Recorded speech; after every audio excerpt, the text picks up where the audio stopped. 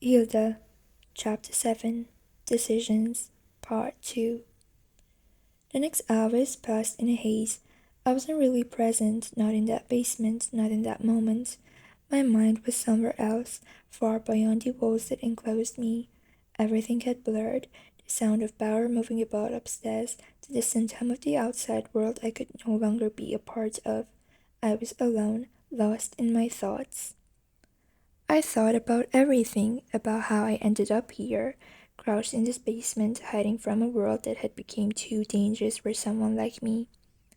I thought about my journey, our journey really, from the moment Bauer had taken me in to now, where the only certainty was the uncertainty of the next step. Where would it take us?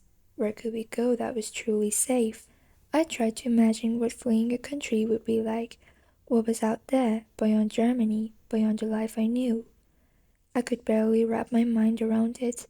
A new identity, a new place, a future with no ties to the past. The idea was almost suffocating. Would I even recognize myself once I was gone? Or would I become someone else entirely, someone who no longer remembered who Hilda had been before all of this? Then there was Bauer. She had said she would come with me, but what did that mean for her? How much was she willing to sacrifice? I knew she was. She was ready to give up everything, her home, her life, her safety, for me. And for what? To save a girl who didn't even know if she wanted to be saved? I felt the guilt tighten in my chest, like a weight I couldn't lift. I questioned what it would bring to us. Could we make it? Could two women really outstand the grasp of a regime like this? The Gestapo would be everywhere, waiting to pull us back into the nightmare we were trying to escape. And even if we got out, what then? A life of running, looking over our shoulders, pretending to be people we weren't?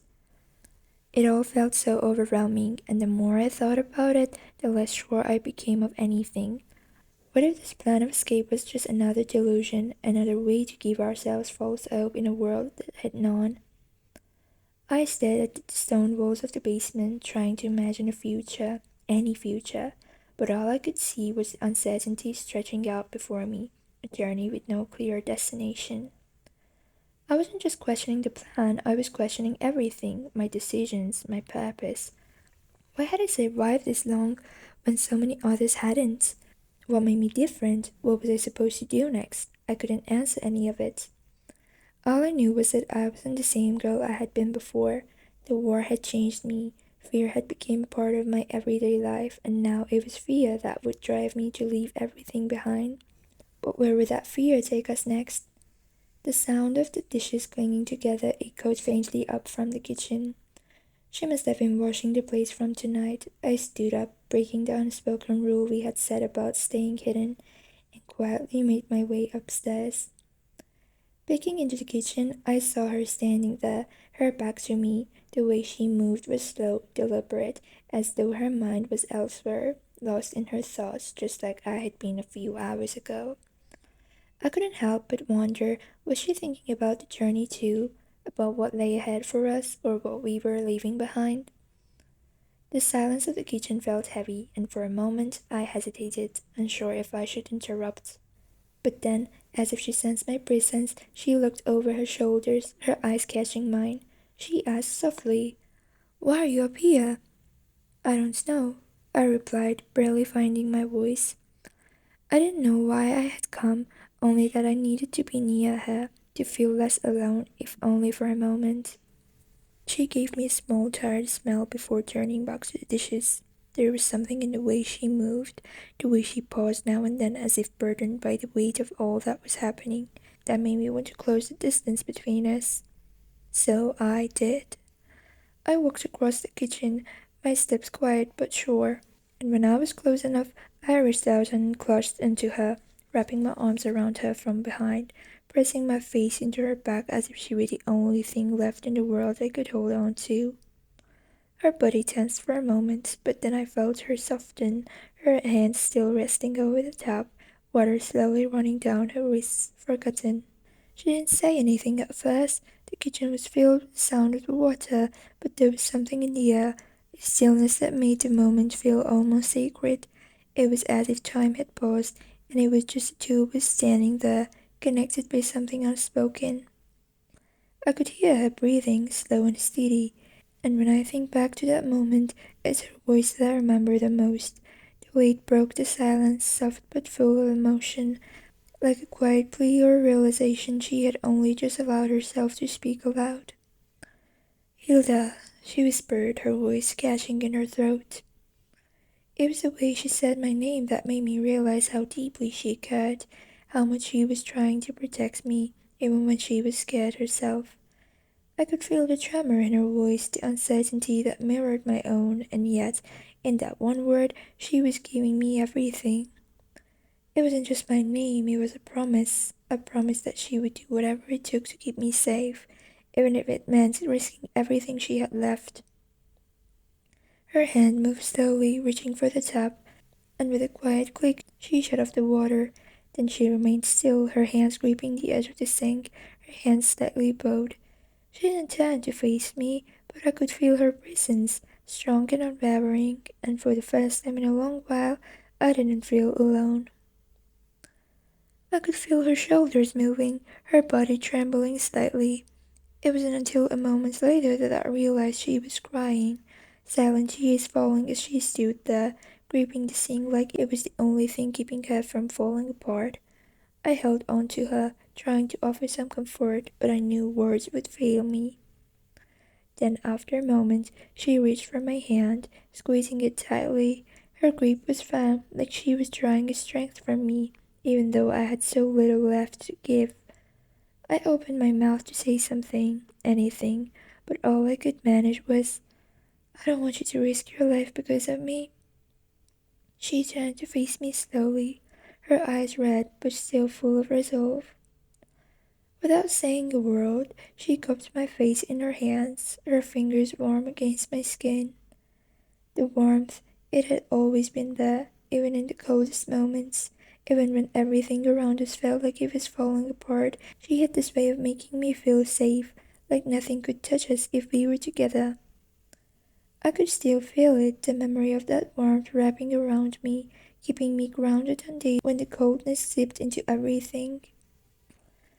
I looked up at her, searching her face for something, an answer, a reason, anything to make sense of why she was willing to put herself in danger for me. But before I could ask, she spoke. "I'm not doing this for you," she said quietly, her voice steady even though her eyes betrayed the storm inside her. I blinked, confused. "Then why?" She took a breath, her hands still holding my face gently, as if she were afraid I might disappear if she let go. "It feels like staying here suffocates me," she said, her voice barely above a whisper. "More than anything else." She held my face in her hands a moment longer, then let them fall to her side. Her gaze dropped to the floor as if searching for the right words. "You don't understand, Hilda," she began, her voice low, trembling at first but growing steadier as she spoke. "It's not just about you or protecting you from them. It's about me. I'm a teacher, but every day I'm forced to feed my students lies. I tell them things I don't believe, things I hate. I stand there in front of them, repeating the same poison they hear everywhere else, and it tears me apart inside." I listened, hanging on every word as she continued. "In the anger," she said, shaking her head slightly. "God, the anger. I've carried it with me for so long now, Hilda. It feels like it's burned into me, but I can't do anything with it. I can't say anything. I can't fight back. Not really. I have to smile, pretend everything is fine while everything is falling apart. Do you know how that feels?" She looked up at me then, her eyes burning with a frustration I hadn't seen in her before. "I'm suffocating in it. Every day I wake up and I feel like I'm drowning.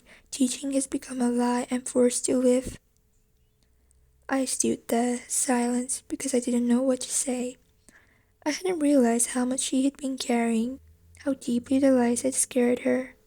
"I became a teacher because I wanted to help people think for themselves," she went on. "But how can I do that now? I'm part of the same machine that's destroying us." I'm feeling it every day. I tell those children things that go against everything I believe in, and I have to watch as they grow up, absorbing those lies, becoming part of it. It's like I'm helping them become what I hate, and I can't do it anymore. She paused, her voice quieter now. I can't keep pretending, that's why I need to go. Staying here, doing nothing, is worse than anything that could happen to me out there. I'd rather die fighting for something real than leave trapped in this place, hiding in the shadows. Her words hung heavy between us.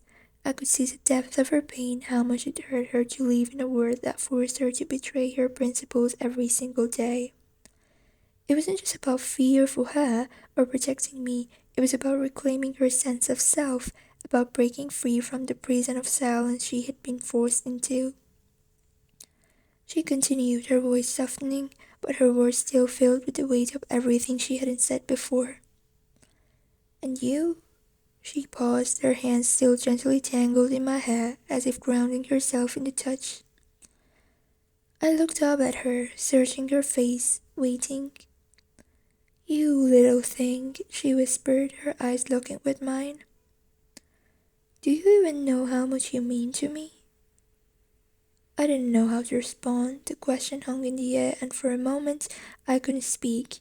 It wasn't something I'd ever thought about, that I could mean much to someone, especially someone like her. She was always the strong one, the one who knew what to do, who made decisions while I was left wondering where I belonged. You think you're just another person I'm trying to protect? Another person I'm trying to save? She went on, her fingers gently brushing a strand of hair behind my ear. But you're so much more than that. Your stubbornness, your courage, and even your fear. I love all of that about you. I look at you, she continued, her voice barely above a whisper, and I see something good, something that hasn't been corrupted by all of this. She paused again, taking a breath as if it was hard for her to say what came next. You remind me of what I used to believe in, what I used to hope for. That's why I can't let you go. You're everything. I could feel the weight of her words, and it was overwhelming. I hadn't expected any of this. I hadn't realized how deeply we were connected. It wasn't just about staying alive anymore. It was about something bigger, something that tied us together in ways I hadn't understood before. I clung to her, gripping tighter as if by holding on I could keep her, keep this moment, this part of my life that felt like the real thing left. Her warmth sipped into me, grounding me against the fear that was always lurking in the corners of my mind. I didn't want to lose this. I couldn't. She had become more than a protector, more than someone just trying to help me escape. She was my anchor, the only piece of normalcy in a world that was crumbling apart. For a long while, neither of us moved. It was as if we were trying to hold on to this fleeting moment of peace, knowing all too well that the world outside would soon intrude again. But for now, I just held her, and for now, that was enough. I didn't want to say it, but the words slipped out before I could stop them. Can I sleep next to you tonight? It's the last night here, so... My voice trailed off, unsure of what her response would be, unsure if I had crossed a line. There was a pause, and then I heard it, a small laugh, soft and unexpected, breaking through the weight of everything we carried. You were a rule breaker from the beginning, weren't you? She said, the amusement in her voice startling against the tension that hung between us. I couldn't help but smile, even if it felt out of place amidst all the pain and fear. The laughter, brief as it was, felt like a crack of light in the darkness. I didn't know why we laughed, why in this moment of all times there was this tiny piece of joy, but we did. Maybe it was because it was all too much, maybe because we were both trying to grasp at something, anything that felt human, that felt like us, amidst the chaos. I lay in her bed, my gaze drifting to the table beside me where a book sat, worn from use. Curious, I reached for it, flipping through the pages filled with notes and underlined words, lessons from a word I'd left behind. Maybe it was what kids at school were learning now. Just as I got lost in the lines, her voice broke the quiet. "What are you doing, kiddo?" I looked up, startled, then smiled, tucking the book back into the table. "I guess I miss school," I said softly, lying down again. She smiled back, her reflection in the mirror catching my gaze as she moved. She turned, settling beside me, her warmth filling the space between us. "What will you do when we reach Switzerland?" she asked gently. "I don't know," I admitted, my words thick with uncertainty. "I'm so scared of the future." She rolled onto her side to look at me, her expression softening. "I feel like I'll be reborn there, starting over." I paused, my voice barely a whisper. "But what if something happens on the way?" She brushed my worry aside with quiet reassurance. "The road is clear, you're just overthinking." But my heart pressed on, heavy with unspoken fears. "I don't want to lose you," I murmured, meeting her gaze, hoping she could see how much she meant to me, how much I needed her. She reached for me, her voice soft. "Let's just sleep, no more thinking." I did not resist, letting her words settle over me like a promise. "Can you—" I hesitated, then whispered. "Can you caress me?" There was a pause, and then her hand focused its way to my hair. I closed my eyes, surrendering to the gentle rhythm of her fingers, each touch like a small reassurance that, in this moment, we were safe. After a while, her hand stilled, but when I opened my eyes, she was still watching me, her gaze filled with something deep and unspoken. In that moment, as I looked into her eyes, I felt it, the warmth, the safety. It was then I began to understand what love meant, what it felt like to find home in another person.